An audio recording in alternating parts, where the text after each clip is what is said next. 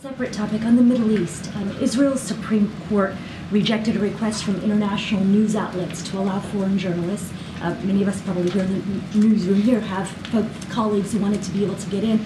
That request was rejected. I'm curious if ever in conversations with the Israeli officials that you all have been in touch with, have requests for media access ever been made?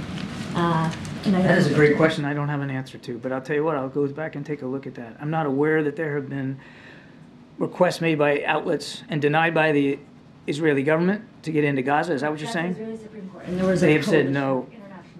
Okay. Let me go back and do some research on that, if you don't mind. And then can I just, one other question. I know Secretary Blinken had a series of meetings in Israel today.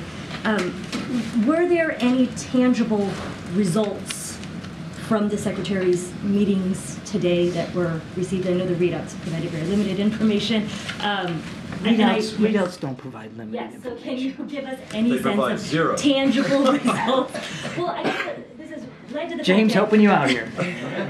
My colleagues on the ground had presented the fact that the death toll over the last 24 hours was amongst one of the most deadly days in Israel. And so given that and given the Secretary's visit, and I know civilian casualty deaths were a part of this, do you all feel like you've gotten any tangible results? I think Secretary Blinken's still on the trip, so I think we're going to let him finish his trip. I'm sure he will provide a robust readout to us of what he discussed and what he learned, and we'll look forward to that report when he gets back to Washington, D.C. But I don't want to get in and step on his toes while he's still in the region, and certainly the question really is much better put to my colleague at the State Department to speak to. Gotta start wrapping it up. Go ahead.